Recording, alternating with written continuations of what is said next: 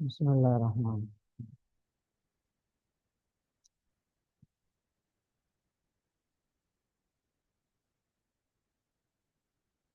اسم التفضیل ما اشتق من فعل لموصوف بزیادت علی غیرہ. یہاں سے مصنف رحمۃ اللہ علیہ اسماء مشتقہ میں سے اسم تفضیل کو بیان فرما رہے ہیں، اور یہ آخری اسم ہے اسماء مشتقہ میں سے. اس پہ اسماء مشتقہ کی بیس بھی مکمل ہو جائے گی، بلکہ اسم کی جتنی بیس ہیں وہ سب مکمل ہو جائیں گی. اسم تفضیل کی تعریف مصنف نے فرمائی ہے ما اشتق من فعل لموصوف بزیادت علی غیرہ، کہ اسم تفضیل وہ اسم ہے جسے مصدر سے بنایا جائے. یہاں بھی فعل سے مراد مصدر ہے. جسے مصدر سے بنایا جائے اور ایسی ذات پر دلالت کرے جس میں مصدری معنی دوسروں کے مقابلے میں زیادتی کے ساتھ پایا جاتا ہے.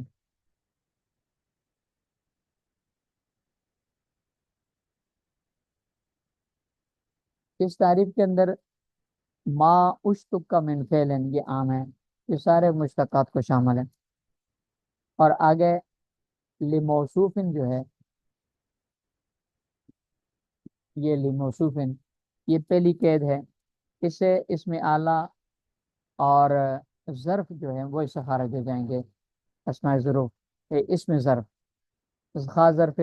زمان ہو یا ظرف مکان ہو اس سے خارج ہو جائیں گے. اور آگے جو بزیادت ہے، اس سے اس میں فاعل اس میں مفعول اور صفت مشبہ وہ اس سے خارج ہو جائیں گے، کیونکہ ان میں زیادتی والا معنی نہیں ہوتا، بلکہ مطلقاً مصدری معنی پایا جاتا ہے. اس میں فاعل اور اس میں مفعول میں بطور حدوث کے ہوتا ہے، اور صفت مشبہ میں بطور ثبوت کے ہوتا ہے. زیادتی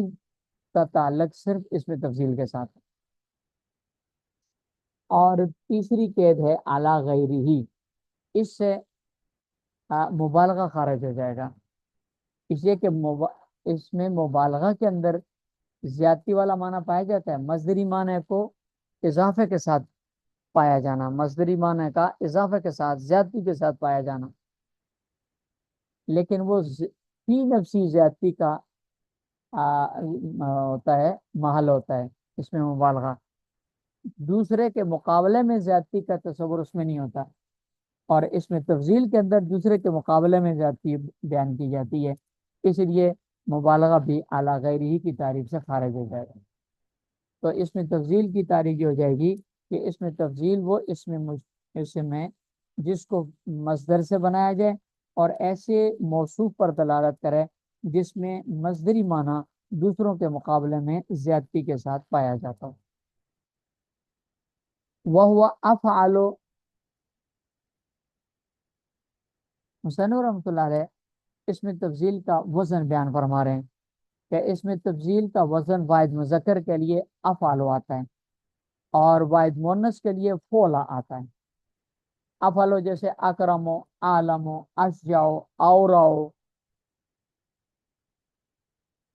اور البتہ خیرن اور شرن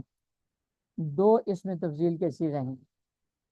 بعض حضرات کے نزدیک یہ اصل میں اخیرو اور اشررو ہیں. یا کی حرکت نقل کر کے ماقبل خیرن میں اخیرو میں یا کی حرکت نقل کر کے ماقبل خا کو دی تو حمزہ حذف ہو گیا، خیرن بن گیا. اور اشررو را کی پہلی را کی حرکت شین کو دی تو حمزہ حذف ہو گیا، شر رو ہو گیا. را میں ادغام کر دیا تو شرن ہو گیا. یہ بعض حضرات کے نزدیک ہے. لہذا شرن اور خیرن یہ دونوں اپنی اصل کے اعتبار سے افعلوں کے وزن پر ہیں، جبکہ امام اخفش رحمۃ اللہ علیہ کے نزدیک ہے وہ کہتے ہیں کہ ان دونوں کا اپنا کوئی مصدر نہیں ہے، لہذا ان کا صیغہ بھی عام اس میں تفضیل کے صیغے کے وزن کے برخلاف استعمال ہوئے. یہ گویا کہ ان کے نزدیک خیرن فعلن کے وزن پر ہے، اور شرن یہ بھی فعلن کے وزن پر ہے. ان کے نزدیک اس کی اصل اخیرو اور اشررو نہیں ہے، یہ جو موجود وزن ہے یہی اس کا اصل وزن ہے. بہرحال عام اس میں تفضیل کا جو وزن ہے واحد مذکر کے لیے وہ ہے افعل کا وزن. وشرطہ ان یبنا من ثلاثی مجرد لیمکن منہ. یہاں سے مصنف رحمۃ اللہ علیہ اس میں تفضیل کی شرائط بیان فرما رہے ہیں. دو شرطیں بیان فرمائی ہیں اس میں تفضیل کے افعال کے وزن کے لیے. فرماتے ہیں کہ جس صیغے کا اس میں تفضیل بنانا ہو افعال کے وزن پر تو اس کے لیے ایک شرط یہ ہے کہ وہ ثلاثی مجرد کا وزن ہو. وہ صیغہ وہ فعل وہ ثلاثی مجرد کا ہو اور ثلاثی مجرد سے افعال کا وزن بنائے آئے گا اس میں تفضیل کا. ثلاثی مجرد سے ہونا اس لیے ضروری ہے کہ ثلاثی مجرد سے اس میں تفضیل افعال کا وزن بنانا ممکن ہوتا ہے. کیونکہ بعض جو کیا کہتے ہیں اس کو زائد حرف ہے اس کو نکال کے افعال اس میں تفضیل بن جاتا ہے. لیکن اگر غیر ثلاثی مجرد ہو تو اس سے اس میں تفضیل کا اگر آپ افعال کا وزن بنائیں گے تو ان کے جو زوائد ہیں ان کو حذف کریں گے یا باقی رکھیں گے. باقی رکھ کے اس میں تفضیل کا افعال کا وزن بن نہیں سکتا اور اگر حذف کر کے بنائیں گے تو وہ بعض اوقات ایک دوسرے اس کے ساتھ ان کا وہ ہو جاتا ہے التباس لازم آتا ہے. مثال کے طور پر باب استفعال ہے اس میں استخراج مصدر ہے استخرجا اس کا فعل آتا ہے. اگر آپ سین کو اور تا کو حذف کرتے ہیں تو حمزہ کی حرکت کو فتح سے بدلتے ہیں تو استخراجہ سے اخراجہ ہو جائے گا. اخراجو جن کو ضمہ دیں گے تو اخرجو ہو جائے گا. یہ وزن تو افعال بن جائے گا لیکن اس کا باب افعال کے صیغوں کے ساتھ التفات لازم آئے گا کیونکہ وہاں بھی افعال ماضی کا صیغہ بنتا ہے اکرامات. اس لیے ثلاثی مجرد کی قید لگائیے. اور دوسری شرط یہ ہے ولیس بلون ولا عیب کہ ثلاثی مجرد سے بھی جو وزن آئے گا جو صیغہ آئے گا اس کے لیے بھی ضروری ہے کہ وہ ایسا وزن ہو لفظ ہو کہ اس میں انسانوں کے ظاہری عیوب کا معنی نہ پایا جاتا ہو اور نہ ہی اس میں کسی قسم کے رنگ والا معنی پایا جاتا ہو. کیونکہ رنگوں کے لیے جو الفاظ استعمال ہوتے ہیں افعال کے وزن پر وہ اس میں تفضیل والے نہیں ہوتے.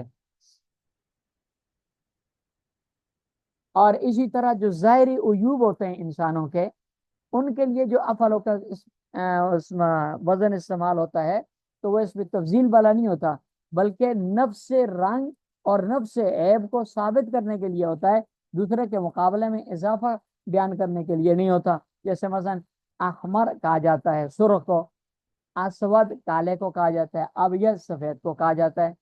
تو احمر کا یہ مطلب نہیں ہوتا دوسرے کے مقابلے میں زیادہ سرخ, اسود کا یہ مطلب نہیں ہوتا دوسرے کے مقابلے میں زیادہ کالا, ابیض کا بھی یہ مطلب نہیں ہوتا دوسرے کے مقابلے میں زیادہ سفید, بلکہ احمر اسود ابیض مطلق سفید چیز کالی چیز اور سرخ چیز کو کہا جاتا ہے. اور عیب کے ساتھ جو قید لگی ہے انسانوں کے ظاہری عیوب, ظاہری عیوب کی قید اس لیے لگی ہے کہ جو باطنی عیوب ہوتے ہیں مثلا دل کا اندھا ہونا یا گمراہی کا عیب پایا جاتا ہے تو یہ باطنی عیبیں ان سے اس میں افعال کا وزن اس میں تفضیل ہی کے لیے استعمال ہوتا ہے.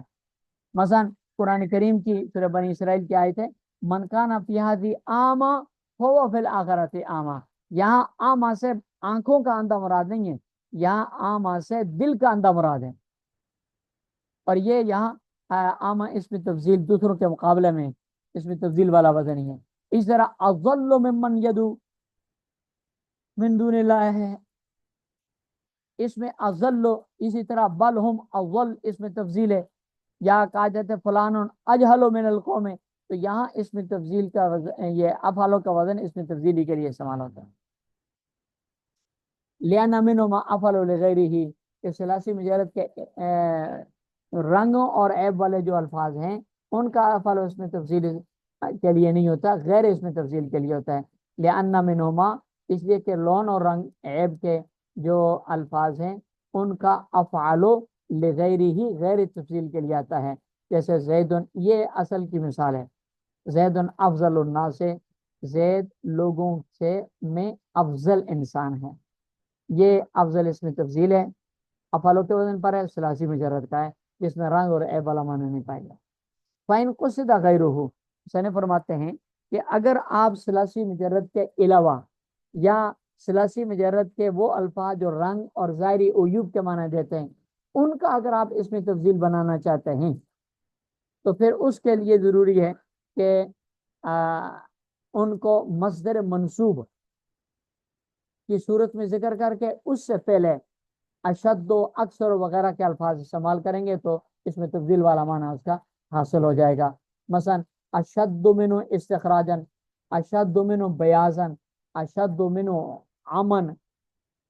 فإن قصد غیرہ، اور اگر غیر ثلاثی مجرد سے اس میں تفضیل بنانے کا ارادہ ہو تو توصل الیہ باشد، اشد وغیرہ اس میں تفضیل کے صیغوں سے اس کے ساتھ اس کی طرف پہنچا جائے گا، جیسے ہوا اشد منو استخراجن، وہ اس سے نکالنے کے مقابلے میں زیادہ اچھا نکالنے والا ہے، بیازن یا آمن۔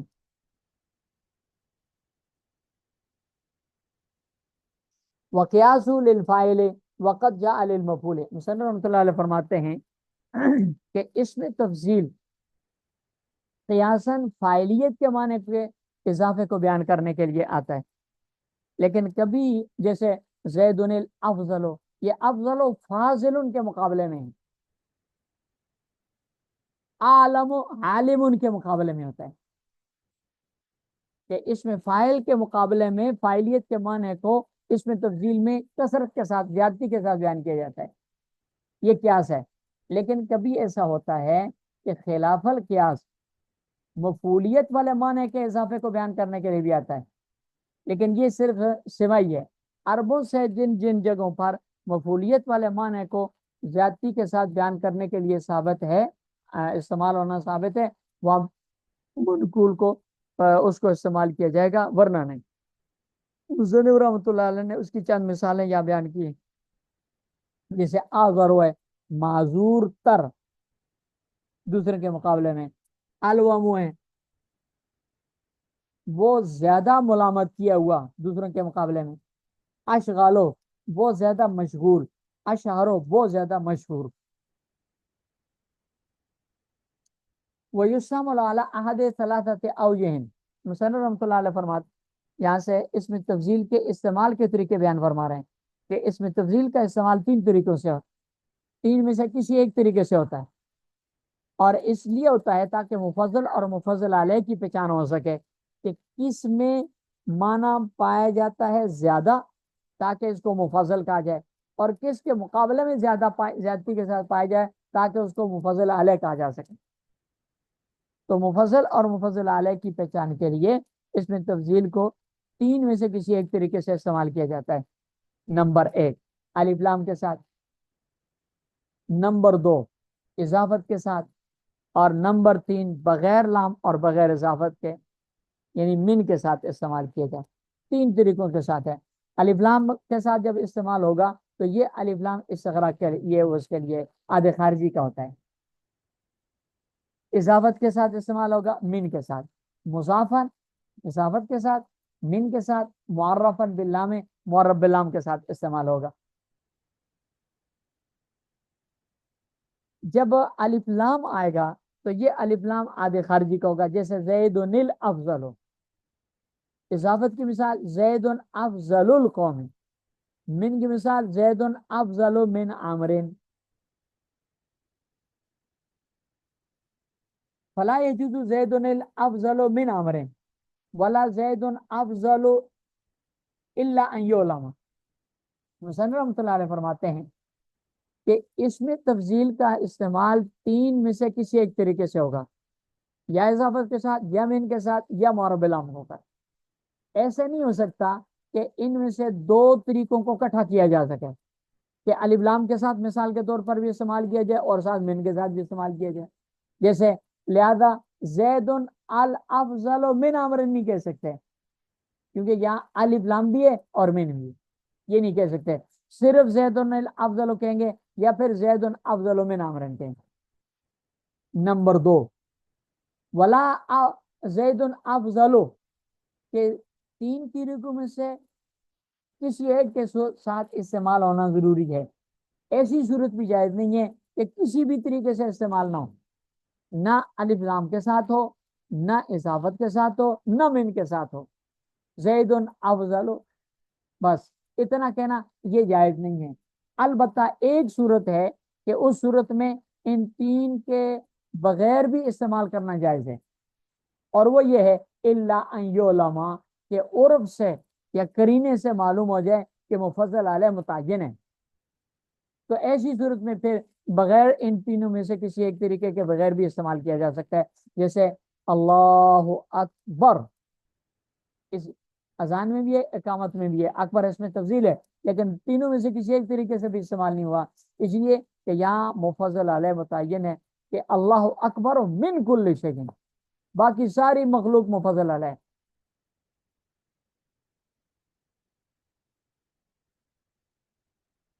ولا زید افضل، اور تینوں میں سے کسی طریقے کے بغیر صرف زید افضل کہنا بھی جائز نہیں ہے، الا ان یعلم، ہاں اگر مفضل علیہ کو کا علم ہو تو پھر ٹھیک ہے، جیسے اذان میں آتا ہے، یا جیسے کوئی کرینہ پایا جاتا ہو، کرینہ لفظیہ پایا جاتا ہو، مثلا اگر کوئی آدمی آپ سے پوچھے کہ بھائی انتا اسنو من فلان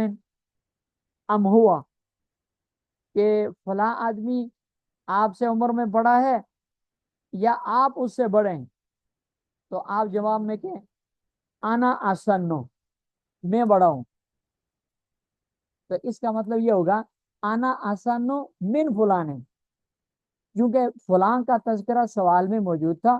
تو کرینے کی وجہ سے جواب سے اس میں تفضیل سے حذف کر دیا، ٹھیک ہے نا، انا اسنو من فلان آئے گا، تو یہاں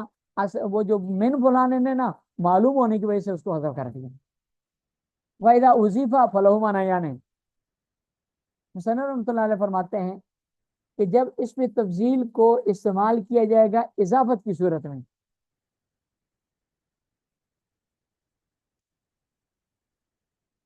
تو اس صورت میں پھر اس میں تفضیل 2 میں سے کسی ایک معنی کے لیے استعمال ہوگا، 2 معنوں کے لیے آتا ہے، یا تو نمبر 1 احدہما وهو الاکثر ان تقصد به زیادت علی من اضیف الیہ، کہ اس میں تفضیل کا مضاف الیہ جو ہے جس کو مفضل علیہ کہا جاتا ہے، صرف اس کے مقابلے میں مصدری معنی کو کے اضافے کو بیان کرنا، کہ اس میں تفضیل میں اس مضاف الیہ کے مقابلے میں زیادہ زیادتی کے ساتھ مصدری معنی فاعلیت والا معنی پایا جاتا ہے، یعنی صرف اس میں تفضیل کا جو مضاف الیہ ہے صرف اس کے مقابلے میں اضافہ بیان کرنا، اور یہ عام طور پر اکثر استعمال ہوتا ہے۔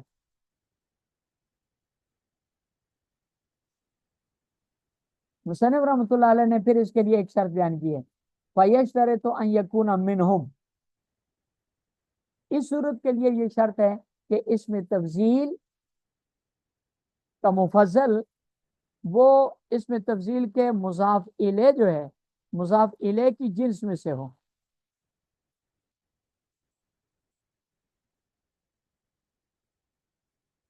جیسے زید افضل الناس،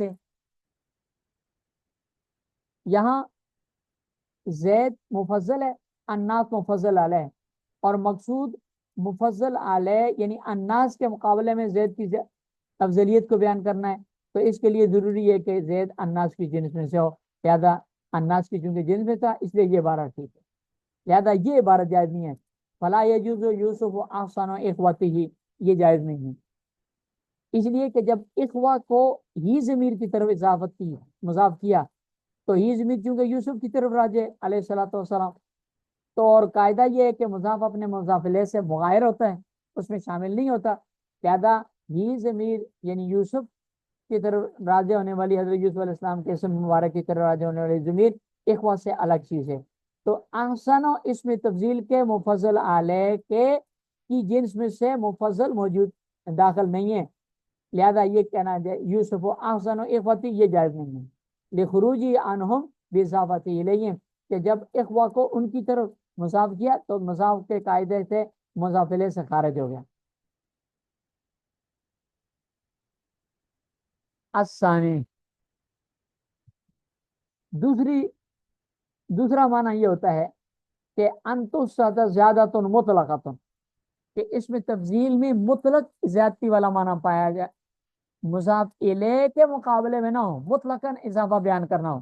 تو ایسی صورت میں یہ اضافہ صرف وضاحت کے لیے ہوگی، یعنی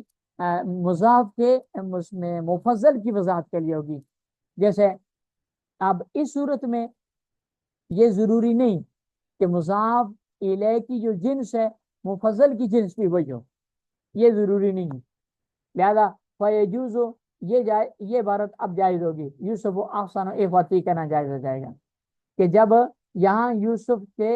اضافت صرف اور صرف اخوتی کی ہی ضمیر کی طرف اضافت صرف یوسف کی پہچان کے لیے ہو، بس باقی وہ کوئی مقصود نہ ہو، تو اس کا مطلب یہ ہوگا کہ حضرت یوسف علیہ السلام کا مطلق حسن بیان کیا جا رہا ہے، بھائیوں کے مقابلے میں نہیں، اس لیے یہ عبارت جائز ہو جائے گی. چلو وہ یوسف الاول سے انشاءاللہ.